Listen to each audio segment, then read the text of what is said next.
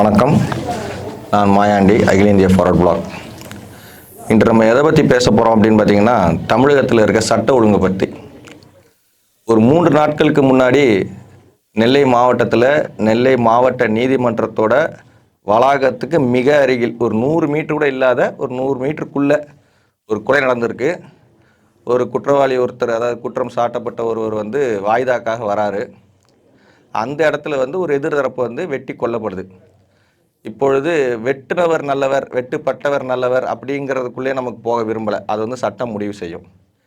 இப்போ இதில் அரசு எங்கே தோற்றுவிட்டது அப்படின்னு நம்ம பார்க்குறோம்னா, ஒரு சாதாரண பொதுமக்கள், ஒரு பாமர மக்களுக்கு ஒரு பாதுகாப்பு என்பதை அளிக்க வேண்டியது காவல்துறை. அந்த காவல்துறை கண்முன்னே ஒருவரை வெட்டி கொள்கிறார்கள். அதை தடுக்க முடியாமல் காவல்துறை திணறுகிறது. அங்கிருந்த பொதுமக்களும் வழக்கறிஞர்களும் ஒன்று சேர்ந்து ஒருவரை பிடித்து கொடுக்குறாங்க. அதன் பிறகு காவல்துறை வேகமாக நடவடிக்கை எடுத்து மீதம் உள்ளவர்களையும் கைது செய்கிறது. அதாவது ஒரு அரசுக்கும் அரசு கீழே உள்ள காவல்துறைக்கும் எப்படி ஒரு குற்றம் நடந்த பிறகு குற்றவாளிகளை கண்டுபிடித்து சட்டத்தின் முன் நிறுத்தி அவர்களுக்கு தண்டனை வாங்கி தருவது ஒரு வேலையோ, அதே போல சில குற்றங்கள் நடக்காமல் தடுப்பதும் அவரோட முக்கியமான வேலை. உளவுத்துறைக்கு இதில் பெரும் பங்கு உண்டு. இன்றைய காலகட்டத்தில் உளவுத்துறை சரியாக செயல்படவில்லை என்பதுதான் இதெல்லாம் காட்டுகிறது. சமீப காலமாக கடந்த ஓராண்டாக இது போன்ற சம்பவங்கள் தொடர்ந்து நடந்து கொண்டே வருகிறது. உளவுத்துறை சரியாக செயல்பட்டிருந்தால் இது போல, ஏன்னா இப்ப நடந்திருக்கக்கூடிய கொலை என்பது தனிப்பட்ட முறையில் ஒருவருக்கு ஒருவருக்காக நடந்த கொலை அல்ல. அது சாதி ரீதியாக இருக்கலாம், பழிக்கு பழி ஏதோ ஒன்றாக இருக்கலாம். ஆனா அவங்க ஒரு கூலிப்படையா ஒரு சேர்ந்து ஒரு சம்பவத்தை செய்ய போறாங்க அப்படிங்கிறத அவங்க முன்கூட்டியே இவங்களால கணிக்க முடியல. இவங்களோட சோர்சஸ் அந்த டேட்டா உங்களுக்கு கொடுக்க முடியல உளவுத்துறைக்கு. அப்போ உளவுத்துறையோட நெட்வொர்க் ரொம்ப வீக்கா இருக்கின்றதான் காட்டுது இதுல. இப்ப இப்படி இருக்க பட்சத்துல ஒரு காலத்துல பாத்தீங்கன்னா, மக்களுக்கு ஏதாவது ஒரு ஆபத்துனா ஒரு காவல் நிலையத்துக்குள்ளேயோ ஒரு கோர்ட்டுக்குள்ளேயோ நம்ம உள்ள ஓடி போயிட்டோம்னா நம்மளுக்கு எதுவும் நடக்காது, நம்ம தப்பிச்சிடலாம் அப்படிங்கிற ஒரு நிலைமை இருந்தது. இன்னைக்கு இது போன்ற சம்பவங்கள் எதை காட்டுதுன்னா, காவல்துறையினர் கண் முன்னே இது போன்ற சம்பவங்கள் நடப்பதனால் மக்களுக்கு காவல்துறையினர் மீதே நம்பிக்கை இல்லை. இப்போது இந்த சம்பவம் நடந்ததுக்கு அப்புறமா தமிழகத்தோட காவல்துறை தலைவர் டிஜிபி அவர்கள் எல்லாருக்கும் ஆயுதம் ஏந்தி, அதாவது துப்பாக்கி ஏந்தி நீதிமன்றங்களில் காவலுக்கு நிற்கணும் அப்படின்னு சொல்லியிருக்காரு. அப்போ இதுக்கு முன்னாடி காவல்துறை துப்பாக்கி இல்லையா, இல்லை ஆயுதப்படை இல்லையா? ஒரு நீதிமன்றம் அப்படிங்கிறது பார்த்தீங்கன்னா பல குற்றவாளிகள் போற இடம். அந்த குற்றவாளிகளுக்கு எதிர்நோக்கம் கொண்ட அவர்களுக்கு எதிர்த்தரப்பினர் அவர்களை ஏதாவது செய்ய வேண்டும் என்ற நோக்கத்தோடும் இருப்பாங்க அப்படிங்கிறது காவல்துறைக்கு நன்றாக தெரியும். அப்போ இது போன்ற முக்கியமான இடங்கள்ல நம்ம ஆயுதம் ஏந்திய ஒரு காவலர்களை பாதுகாப்பு வைக்கணும் அப்படிங்கிறத இப்பதான் எங்களுக்கு தோணுது அப்படின்னா, அப்ப எதுல நீங்க கவனம் செலுத்திட்டு இருக்கீங்க அப்படிங்கிறது காவல்துறைக்கு ஒரு பெரிய கேள்விக்குறியா இருக்கு. இப்ப இது போன்ற குற்றங்களை குற்றவாளிகள் நீதிமன்றங்கள் வாயில பண்றதுனால அவங்கள ஒரு பெரிய, நாங்க காவல்துறையினருக்கும் பயப்பட மாட்டோம், நீதித்துறைக்கும் பயப்பட மாட்டோம் அப்படிங்கிற தன்னை வெளிக்காட்டிக்கிறதுனால அவங்க தன்னை ஒரு பெரிய ஒரு அடையாளமா மாத்திக்க விரும்புறாங்க. இதற்கு இந்த அரசும் காவல்துறையினரும் இடம் கொடுக்க கூடாது என்பதுதான் பொதுமக்களோட கருத்து.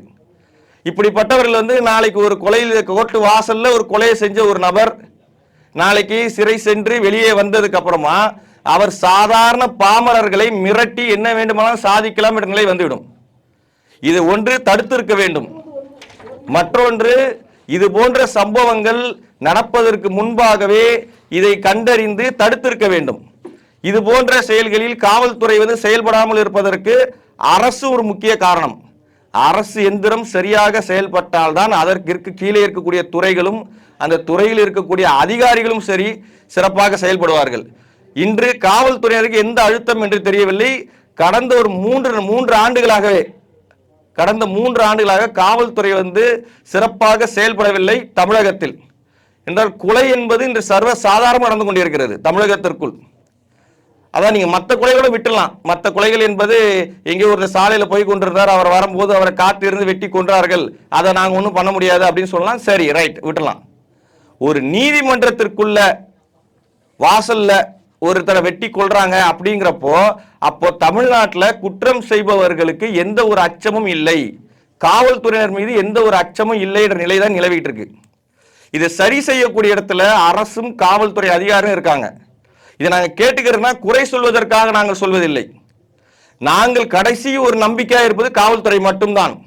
சமூக விரோதிகளிடமிருந்து பொதுமக்களுக்கு தங்கள் உடைமைக்கும் உயிருக்கும் இறுதியாக இருக்கக்கூடிய ஒரு பாதுகாப்பு என்பது காவல்துறை தான் மக்கள் நம்புகிறார்கள்.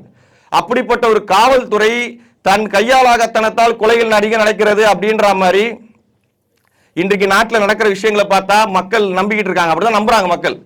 இன்னைக்கு காவல்துறை சரியா செயல்படல, ஒரு போலீஸ்காரர் முன்னாடி ஒருத்தர் வெட்டிட்டு ஒருத்தர் ஓடி போறாருப்பா, அப்ப நாளைக்கு அவன் வந்து நம்மளை வெட்டினா நம்ம போலீஸ் சொன்னாலும் நம்மளுக்கு எதுவும் பயன் இருக்காது போல அப்படின்ற நிலைக்கு மக்கள் வந்துட்டாங்க. இதை உடனடியா அரசும் காவல்துறையும் சரி செஞ்சு இது போன்ற சம்பவங்கள் எதிர்காலத்தில் நடக்காம ஆயுதம் ஏந்திய காவல்துறையினர்களுக்கு பயிற்சி அளிக்க வேண்டும். ஏன்னா காவல்துறையினர் மனுஷங்க தான், அவங்க ஒன்றும் தனியா எதுவும் கிடையாது. அவங்களும் ஒரு மனிதர்கள் தான். ஒரு 4 பேர் கொண்ட கும்பல் வந்து ஒரு பெரிய உயிர்கொள்ளும் ஆயுதங்களை வைத்து ஒருத்தரை தாக்கும் பொழுது இடைமறித்து மறிக்கணுங்கிறது வந்து அவங்களுக்கு ஒரு யோசனை இருக்கதான் செய்யும். அப்போ முக்கியமான இடங்களில் இந்த இது போன்ற நீதிமன்றங்கள் இது போன்ற முக்கியமான இடங்களில் பாதுகாப்பிற்கு இருக்கக்கூடிய காவல்துறையினர் நன்கு பயிற்சி பெற்ற ஆயுத பயிற்சி பெற்ற காவலர்களை நியமிக்க வேண்டும். அதே போல ஏற்கனவே சொல்லியிருந்தார் காவல்துறை தலைவர், என்ன சொல்லியிருந்தார், எல்லாரும் இங்க ஆயுதத்தை வச்சுக்கோங்க, கையில இருக்கட்டும் அப்படிங்கிற மாதிரி தான் ஒரு தகவல் கொடுத்திருந்தார், ஒரு டைரக்ஷன் கொடுத்திருந்தாரு. அது செயல்படுதா அப்படிங்கிறது நம்மளுக்கு தெரியல. ஏன்னா குற்றவாளிகள் மீது ஆயுதத்தை பயன்படுத்துறது யாரும் நீங்க தடையை சொல்றது யாருமே சொல்ல போறது கிடையாது. அப்ப அந்த ஆயுதத்தை வச்சுக்கிறது மட்டும் சரி கிடையாது, அந்த ஆயுதத்தை சரியா பயன்படுத்துறதுக்கு அவங்களுக்கு முறையான பயிற்சிகள் கொடுக்கணும். அவங்க ட்ரைனிங் எடுத்த பயிற்சி மட்டும் போதாது, ஒரு குறிப்பிட்ட இடைவெளியில அவங்களுக்கு அந்த பயிற்சியை மீண்டும் மீண்டும் கொடுத்து அதை கையாளுவதற்கான திறனை அவங்க மேம்படுத்தணும். அதாவது அவங்க ஒரு கூட்டத்தில் சுட்டா கூட அது தவறி போய் பொதுமக்கள் மேல பற்றக்கூடாது, அவங்களுக்கு ஒரு பயிற்சியில அந்த ஏற்பட்டக்கூடாது.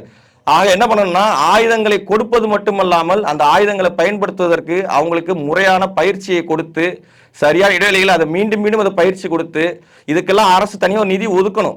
ஆகையால அரசுக்கு நம்ம வைக்கிற கோரிக்கை என்னன்னா, ஆயுதப்படையை மேலும் மேம்படுத்தி நவீனப்படுத்தி அந்த காவலர்களுக்கு பயிற்சி அளிக்கிறதுக்கு தனி நிதியை ஒதுக்கி பொது இடங்களில் காவலை அதிகப்படுத்தணும், மேம்படுத்தணும். அதாவது நீதிமன்றங்கள் மக்கள் அதிகமாக கூடும் பகுதிகளில் அங்கே இருக்க காவலர்கள் யோசிக்காம செயல்படக்கூடிய திறன்மிக்க காவலர்களாக உருவாக்கி அந்த இடத்துல அந்த பாதுகாப்பை நிலைப்படுத்த வேண்டும், பாதுகாப்பை உறுதி செய்ய வேண்டியது அரசின் கடமை. அப்படி இருந்தால் மட்டும்தான் மக்கள் வந்து நிம்மதியாக நடமாட முடியும், மக்களுக்கு அரசு மீது ஒரு நம்பிக்கை ஏற்படும், காவல்துறையினர் மீது நம்பிக்கை ஏற்படும். ஆகிய அரசுக்கு வைக்கக்கூடியது மிகப்பெரிய கோரிக்கையாக நாங்கள் வைக்கிறோம். அரசு மீண்டும் இது போன்ற சம்பவங்கள் நடக்காமல் இருக்க நடவடிக்கை எடுக்க வேண்டும் கேட்டுக்கொள்கிறோம். நன்றி.